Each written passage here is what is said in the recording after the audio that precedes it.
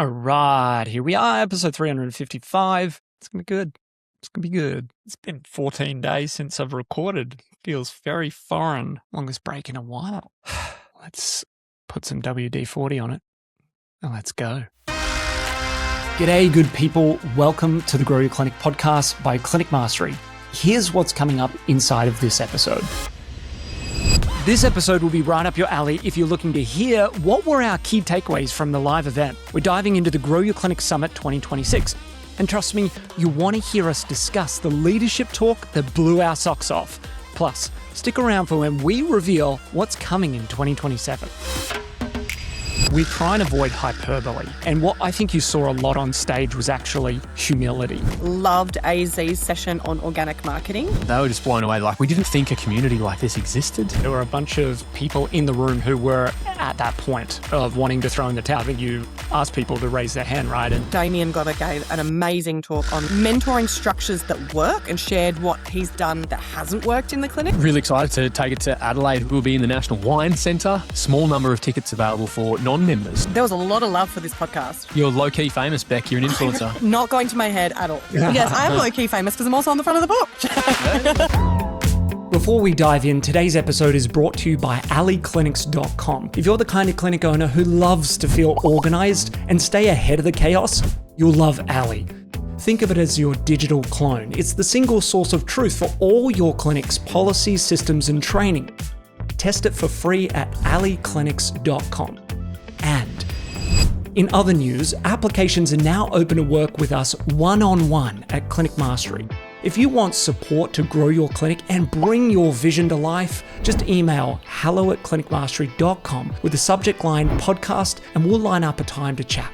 All right, let's get into the episode. It is episode 355 and we are still buzzing after the Grow Your Clinic Summit that we just hosted in Melbourne and South Wharf. Over 300 people joining us in the room for 2 days where they got to work on their business, to actually plan, to hear of the latest, things that are happening in AI and tech, systems, mentoring, team, practice management, and so many things. And we want to unpack it. You both got to co-host, co-MC the gig. I got Beck and Jack on the line with me today. And I'm really interested what stood out for the both of you, the conversations that you had in the breaks, at the cocktail function, the keynotes that you loved from the sessions that team members presented on and some of our partners, and just to unpack some of the key insights for those that weren't able to join us, but could join us in 2027 as we go to Adelaide. We'll talk a little bit about that. Tickets are now available. But JOB, let's start with you because you opened the event in what I could only describe as perhaps the most Clinic Mastery way. There was something about a towel and there was something about a piece of impact that you're doing. Do you want to just connect the dots for those that weren't in the room and tell us why you think it resonated so much? Yeah, I mean, the cliff notes for my opening keynote really were around, we've all been in that place, and sometimes we're in that place right now of wanting to throw in the towel. And maybe there's something catastrophic happens. You've got a disgruntled team member. In my case, I'd had nearly $100,000 embezzled from me by a rogue practice manager who we affectionately nicknamed Dragon Lady. It had flooded in our clinic. So, or for others, it might just be the grind of not being able to make that profitability, or practitioners unsatisfied, white spaces in the diary, the constant recruitment merry-go-round for some. But we've either been there or we are there now, wanting to throw in the towel. But there has to be something that gets us through. What has helped you navigate through those seasons where you've thought about chucking in the towel that you haven't? And for all of us, there's something in our future. And we described this ancient proverb, or this phrase of, for the joy that is to come before us, we endure. For the joy set before us, we endure. Don't grow weary and lose heart. It's easy to be weary, but don't lose heart in that process.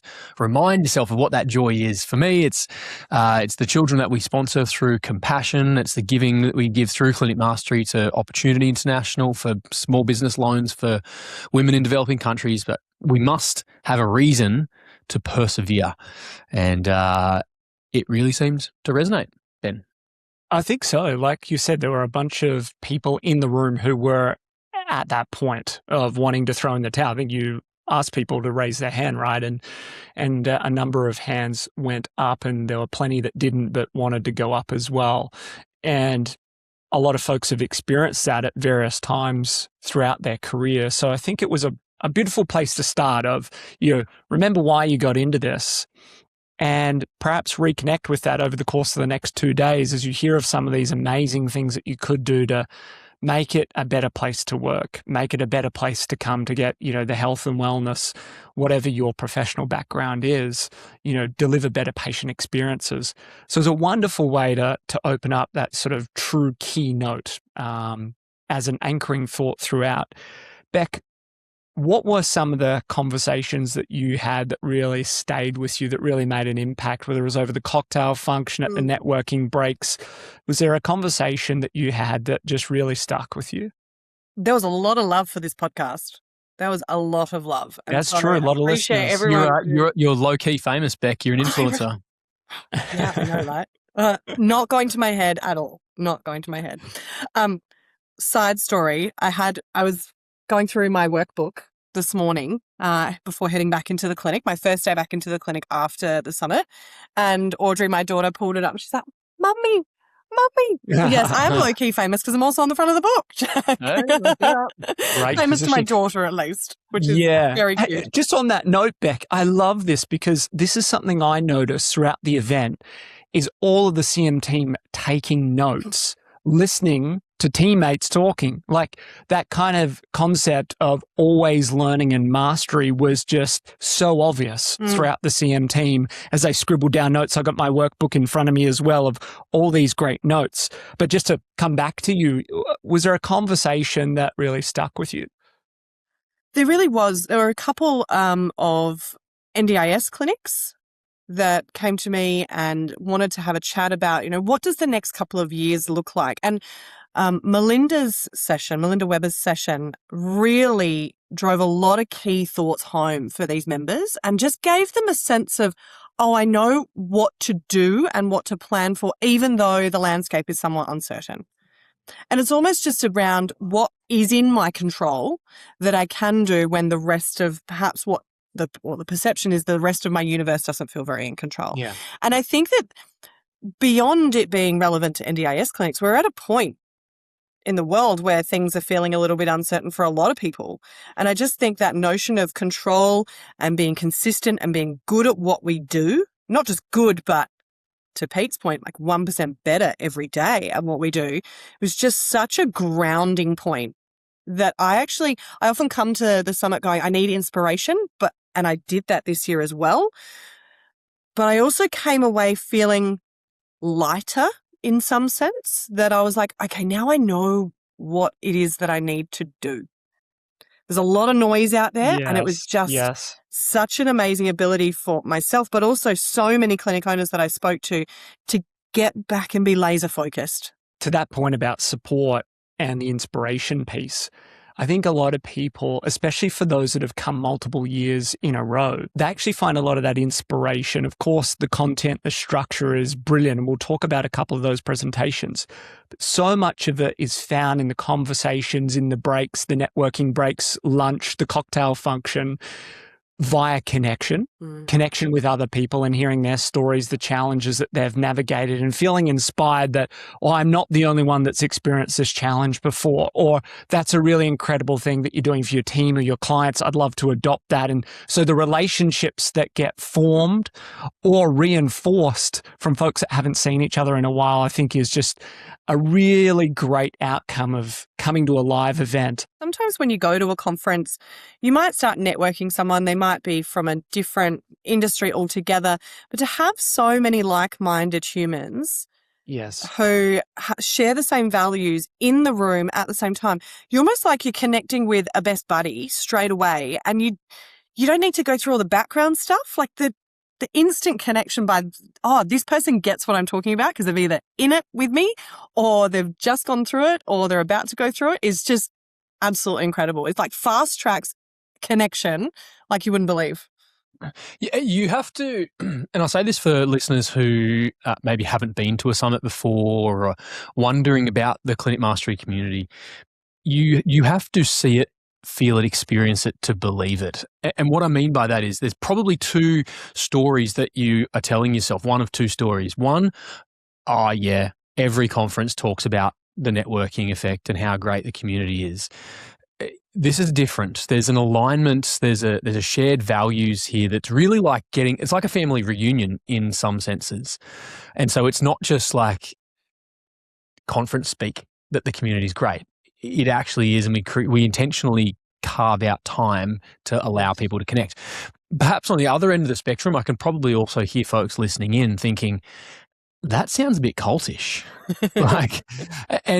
And I say this with great sensitivity, but it does have to be felt and experienced to be believed. It's not hype, it's not cringe, it's not manufactured, and it's certainly not cultish. It's full of open circles and a really abundant, progressive, sharing mindset. I mean progressive in the positive sense, not the ideological sense. It's a very special community that is arms wide open for others. It's not exclusive, it's not cringe, nor is it artificial. It's interesting, just to double click on a few of those things there, JOB. I think one of the things consciously that we try and do, and I'm sure we don't get it perfect in everyone's eyes, we do get feedback after the event, we try and avoid hyperbole and, trying to hype things up. Right. And what I think you saw a lot on stage was actually humility. Oh, yeah. How many times did the team members who were talking get up there and say, I've made this mistake a bunch of different times and here are the learnings and now the systems that we use because we went through this process, even to the point of you sharing your story of wanting to throw in the towel or seriously being put into a position where that could be an option. I think a lot of the speakers shared their story from a place of humility and also saying that here are my prescriptions, here's some of my advice now, but also you need to test this in your clinic. How many people did they actually use the word test this, find if it works in your setting? And the other thing there that you spoke to of, I want to give a little peek behind the curtains here. One of the things that we do as a team before the event is we talk about how we want to show up for our members in this experience and our guests. And there's a number of different things, and maybe we should go through some of this list because it also keeps us accountable that we do it. JOB, I might throw to you to do it. One of the things that we talk about is creating open circles. So you may have seen this or you may have observed it throughout the course of the event. We never want to have closed off circles where, there's 3 or 4 people talking and no one can join because so many people might be there by themselves or they are trying to make those network connections, like you said, Beck. So one of the things that we have as a team is create an open circle, literally open up your body so more people can join. And you saw that at like the cocktail function on the Friday night where there were just these big groups of people talking and sharing. It was a wonderful event.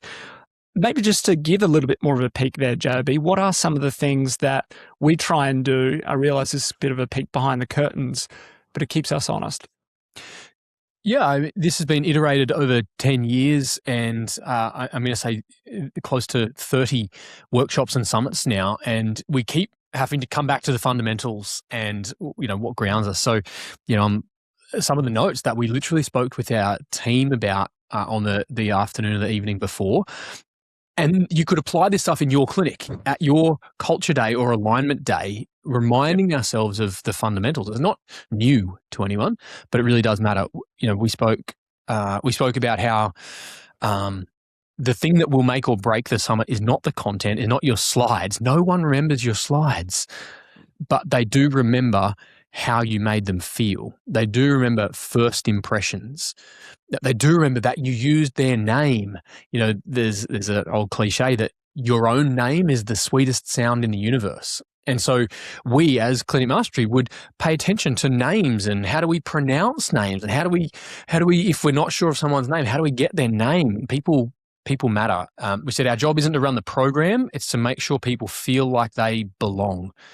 How do we identify someone whose first summit it is? If perhaps they're alone, how do we introduce them to someone who might be in the same profession or the same region? Are there any body language cues that we can pick up on that people might be feeling a little uncomfortable or out of the loop?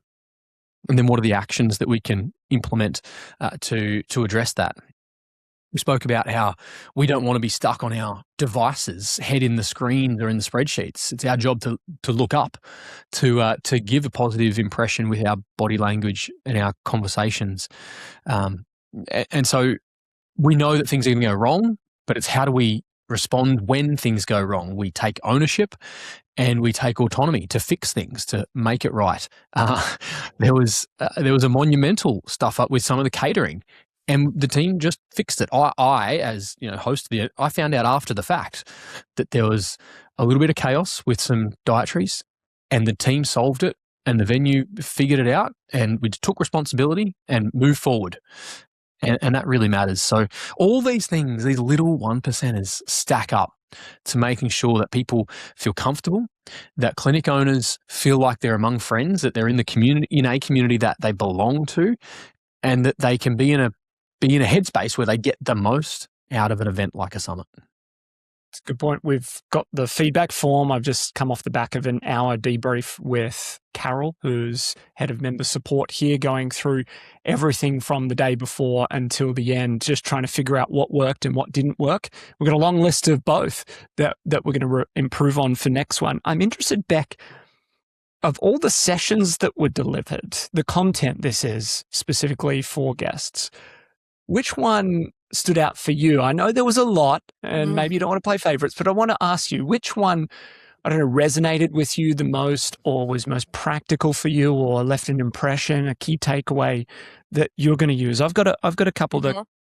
cover, but which one stood out for you? Oh, this is like picking your favorite sibling. This is really hard. That's a really easy one for me. Favorite sibling. Yeah, don't listen. Okay. Most practical, I loved AZ's session on organic marketing. I think that the message in that was around like consistency of delivery, and almost being unreasonable in how consistent you had to be at it and just picking one thing. So that was my favorite from a practical application. Hannah's session, just like to understand as a person, a human, what Hannah has endured in her clinic and in with her team. What I loved is how she reframed all of that in terms of the opportunities that it provided and the framework in which she navigates all of those. I think it tied so beautifully back into the opening keynote that Jack had given around having to endure in order to find joy. I just think it was such a beautiful loop back to that on Hannah's presentation day 2, back into the foundation that Jack had set for us and the intention there for the event.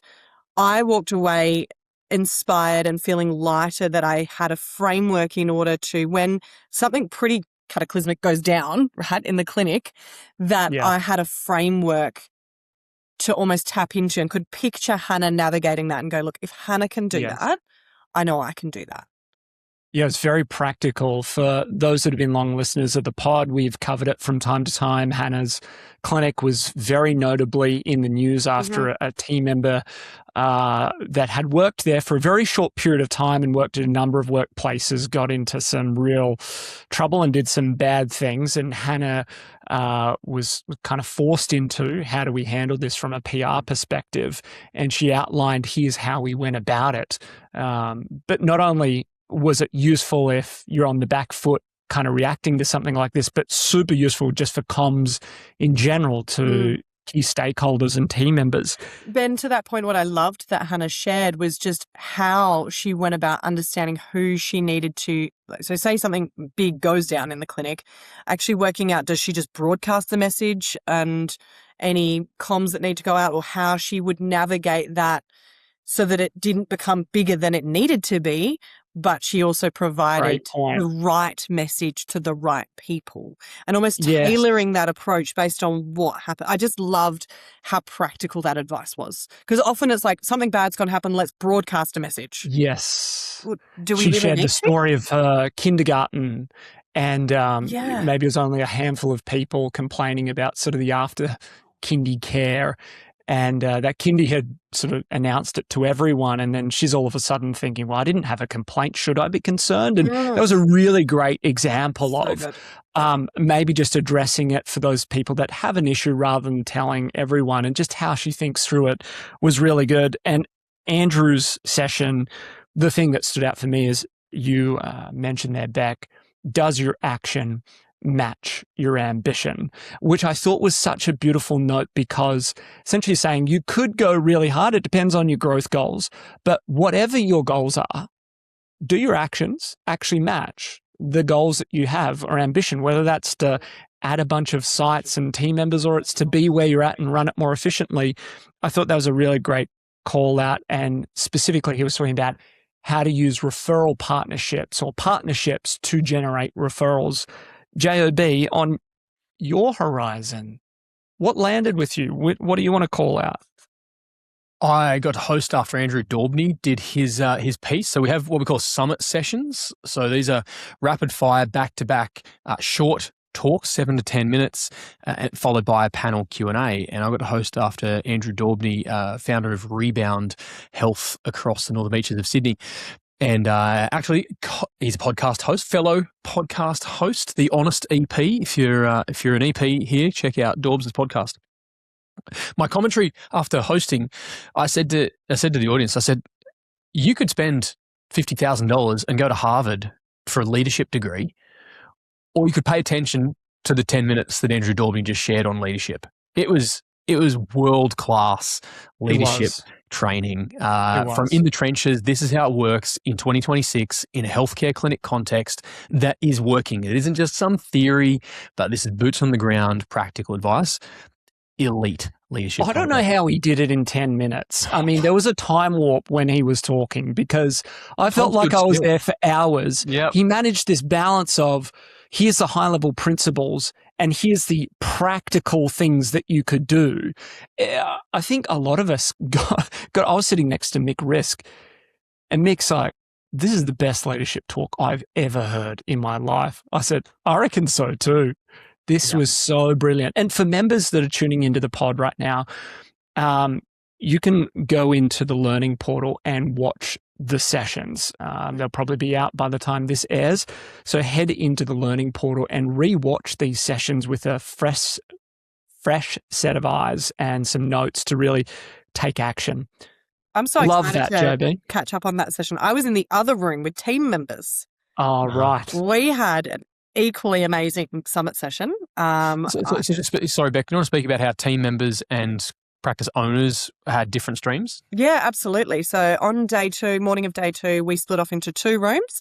The owners had a session with Andrew Daubney that you've just spoken about, Sarah from the People Plugin, Andy Wang. So it was really content specific to business owners. And then our team members and admin, whether that be admin leaders or clinical mentors, broke off into the other room. And we had Sammy from Physio Fit, we had Peter Flynn, and we had Damien Glover, all having, again, content curated for where those team members are at. So we spoke to effective onboarding and training and induction, mentoring structures that work. Damien Glover gave an amazing talk on mentoring structures that work and shared what he's done that hasn't worked in the clinic and why. Beck, can you give us like 2 or 3 bits that you remember from that? Yeah, absolutely. So Damo spoke to having different mentoring streams. So whether that be clinical, leadership, business development and communication. So he really spoke to being able to lean into and being purposeful in which mentoring sort of structure or format a team member needed at any given point. That sort of the one size fits all does not fit all. And what he's learned from that. And then having structures in terms of how to help the team member come prepared for those sessions so that you are both there with real purpose to make the most out of those sessions. And also then what to do. We actually had a Q&A on this. What to do when a team member doesn't come very well prepared despite all of that structure. What are those conversations that can take place? And then Pete Flynn shared his thoughts and ideas on challenging conversations, which was really, really good. Because what we want to do is empower and build the skills of our team, whether that be clinical mentors or admin team members, to be able to have some of those conversations with our team and sometimes with us. Might be a challenging conversation they need to have with us from time to time. So really the three summit speakers, the content just landed so beautifully. And then we had a really great Q&A after, which was awesome. That's good. To go back out to the Andrew Daubney session, the two things that I recall and stood out for me was, and he didn't call it this, but I guess an industry standard term is a delegation of authority document. We've shared this in a previous podcast. If you just type in delegation of authority, it was a very simple, very practical document. It was a table, and it basically says for each role in the company what you can spend without approval, without needing to get approval. And the relevance of that was, as you grow, you want to be able to empower your team and subsequently reduce the reliance on decision-making coming back to the owner. And by just outlining, admin are able to spend up to $500 a month on this certain area of the business, or insert whatever number, it doesn't particularly matter. But there's a document of all the possible decisions and the criteria around those decisions that a team member could act independently within those criteria. And if it goes outside of that, they just need to message through to, the manager or the owner to get approval for it. The second thing that I thought was really practical was his leadership handbook. I don't know if he gave it a better name, I can't recall it, but it was like a leadership handbook.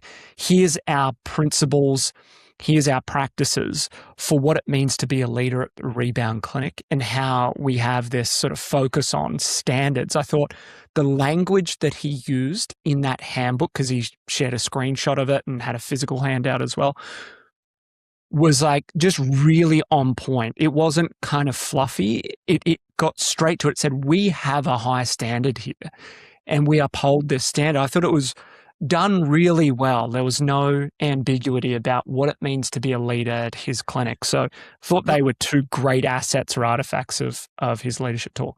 I think the specific word that he used was playbook, which fits in really, really nicely with Allie. And if you're thinking about, okay, these talks are great. How do I put rubber on the road? You want to take some of the principles, if you're at the summit, implement this into your clinic in a playbook style. And the beauty is that Allie is now arranged in playlists for playbooks. And so if you're thinking about what is the operating model? How do I want my clinic to run? What is the target operating model? What am I aiming for as a way of operating? We call it a target operating model. You can take the principles that we've shared here today, or if you're at the summit, plug it into a playlist inside Allie, and therefore you can just have your team run the playbook from directly inside Allie. Super easy to do, super practical. One of the things that I think has been a tremendous addition to the summit has been bringing team members along with you. And we're referencing that, but just to call it out, so many of the challenges that we hear from a coaching perspective when we're working with owners is like, okay, great, I get it. You're kind of preaching to the converted, but I'm getting all this resistance from my team members. Or you go back after a weekend like that and you go, oh, I'm trying to convince my team of all these ideas. And they're like, what sort of weird workshop have you been to? You're coming back with all this energy. We said, hey, what if you actually brought your team members along so you got up to speed on the same page in real time, and then they have clarity over what to do come Monday? And so I think that has been a fantastic addition to help clinic owners empower their team in real time. So just want to call that out. Even if you're not going to make it to the summit next year in Adelaide in March, basically when Adelaide is just the best place to be. Beyond that, not much else happens here. But come to Adelaide in March, Mad March as we call it, then you want to think about, how do I get my team close to these things, involved in these sorts of things so that they can have a pathway to grow as we grow. Speaking of, one of the notable talks that I thought was fantastic was Sarah's session on performance cycles. Very specifically, there was a singular slide, and we spoke a little bit about this in the podcast with Sarah. Maybe we even screen shared it. And it was just a very simple, these are the conversations we're going to have in our calendar over the course of the year. These are when we're going to set our goals in your role. These are when we're going to do like the quarterly check-ins and reviews. Here's when we're going to talk about pay and progression. And then the cycle continues. Just having that outlined gives your team so much certainty about what they can expect, and also gives you a roadmap as to what you need to prepare and install ahead of those sessions and the relevant structures around it. So I thought that was a really fantastic, simple, practical way for owners to actually treat HR proactively rather than reactively. Beck, you and I spoke about this at the event. We also spoke about it on the pod. This is something you're passionate about. Was there anything else on the HR line that you thought was, notable, practical, a key highlight for you? What I loved about having Sarah present was the way in which she did frame up the fact that, we can come in and we can help sort out the bits and pieces that happen along the way, but just actually how you can in fact control so much more by being proactive. Yeah. And that it actually doesn't need to be hard. The thing about Sarah and her team at the People Plugin is that they make it so simple, right? They've demystified the complexities of HR and are able to give you a system to essentially plug and play into your business that's really going to just lift the standard. The one thing that I loved that Sarah said was that often we will do performance management when something has gone wrong. And so you've got a team member say, here is your baseline standard. You've got a team member who's down here. Now, by performance managing them, you're just getting them up to, say, net zero. You're not then taking them to any form of high performance or elevated level because you're starting down here. But imagine if your performance management across the board was you're starting at that level playing field and then you're taking people higher. Just how powerful that can become. And I loved that sort of visual of we leave it late and here we are, and you're only going to ever get barely meets expectation. Totally. And I think that would resonate with a lot of health professionals and clinic owners in a clinical sense. How many therapists, if you had the conversation about, wouldn't it be great if your patients, did what they needed to do in between their therapy sessions, or maybe did these things before ending up in, pain, discomfort, illness, injury, whatever it may be. Yet in a business sense or an operational sense, a lot of those habits are not built, proactively. How do we support, coach, mentor our team and review their performance, provide them a progression to grow with us? All of the summit was around how do you build value into your business? How do you add value to clients? How do you add value to team? How do you ultimately add value to the company? And we talked a little bit about the valuations, how you might then be able to put a value on the business, a previous episode with Andy Wang, and he extended on that at the summit. But I want to tell you about a story and conversation that I had while I was at the summit. It was quite an emotional one. Deanna had come up. I had seen Deanna in the cargo hall there, and she just came across. I think Deanna listens to the pod, so a shout out to you. And she was just so incredibly grateful for us, the whole team, because she's recently sold her business, and at the life stage that she's in with grandkids and kids, the ability to be able to spend more time with them and the ability to realize the value that she has built over many years. I was like just taken aback and quite emotional in having that conversation with her, because you could see how much it meant to her to reach this milestone, and to have been thinking about it years ahead of time. We reflected on a retreat that she had come to where the wheels started to get into motion for her in this regard. And today, she effectively got to celebrate it, and we gave her a shout out on a pod a few sessions ago. But just that conversation at the end of perhaps the cycle, there was a lot of startup or early stage businesses there looking for ideas and inspiration about, where to next with my business, or people in the throw in the towel category, JOB. I just thought it was such a wonderful experience to have that conversation with her, and see how much it meant to her to reach that milestone, and realize the value. I don't know if you guys had any other conversations that really stood out for you, but that was one for me that really left a mark on my experience. Highlights of conversations for me were folks at completely different ends of the clinic owner spectrum. Spoke with Isaac, who and his wife Casey are new clinic owners up in Queensland, and they were just blown away. Like, we didn't think a community like this existed. And we've got so much value. We're growing. We've got a plan. We feel confident. We're in exactly the right place with the right support.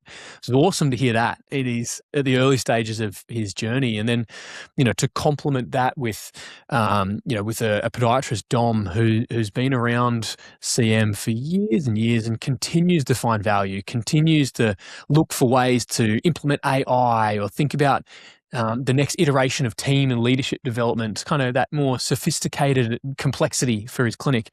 Yeah. So the breadth and depth of professions and stages of business and sizes of business and personality types. There's the charismatic, Laurens. I can think of two Laurens sitting on the same table. Yes. Such charisma. And yet there's often the more reserved or the uncertain, kind of accidental health professional come clinic owner. And there's room for everyone at the table. There's something for everyone at the summit. And the people are really what make it so special. You triggered two thoughts for me here, JOB, and I guess both were mentioned by Marcio in his conversation, his presentation, which was around, he was talking a little bit more about acquiring clinics now. They're sort of 200 team members strong. They're have merged with a number of clinics, and he mentioned the need for getting clear on your vision or exit strategy, but he put a nice nuance on, not that you're going to exit your business right now. And he shared his own story being challenged by a colleague, a peer of his, around, where are you heading?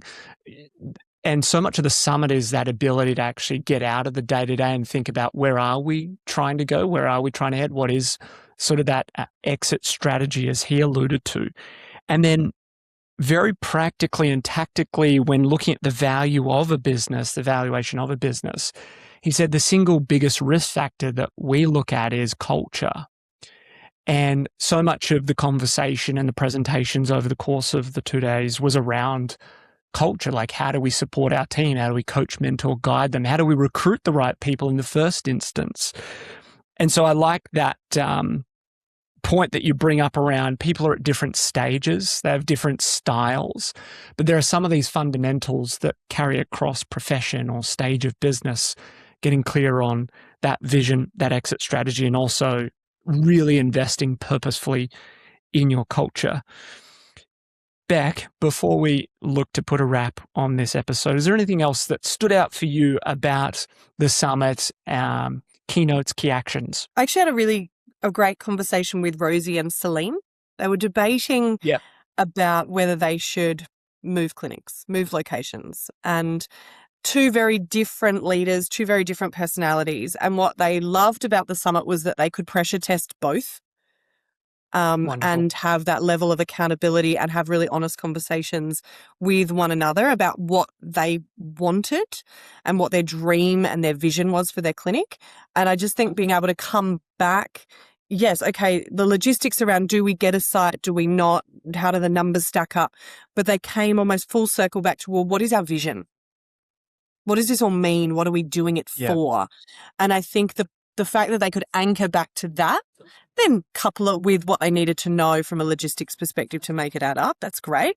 But really that alignment together and then alignment with the broader community was just such a powerful moment. And I loved being part of that conversation. So cool to hear people's stories. And that's why we love those networking breaks and the cocktail function as well. And we're really excited to change things up. We've been hosting this event in Melbourne for many years, and this is our 10th year, in fact, in business. I think most years we've had an event in Melbourne. But next year, 2027, we're off to Adelaide. Beck, you and I are Adelaideans. We think it's pretty cool, Adelaide, and we're looking forward to hosting folks and giving them a South Australian experience, which is plenty of wine and cheese, probably, and Hague's chocolate. But JOB, do you want to just elaborate a little bit more for folks who might be interested, definitely for members and for those that are non-members tuning into the pod about next year? Yeah, really excited to take it to Adelaide, who will be in the National Wine Centre. And so you can see on the screen if you're on YouTube. If you're listening along, you can head to clinicmastery.com/Adelaide-Summit 2027. It's here is all the details. You'll see highlights from previous summits, speakers who are lined up, how the sessions flow, etc., etc. All the details are there.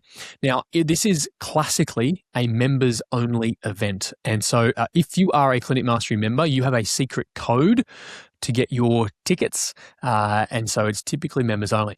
We have made sure that there is a small number of tickets available for non-members. So if you're like, hey, I want to see what this Clinic Mastery Summit is all about, then you are welcome to join us. The tickets are available on that website. It is by application only.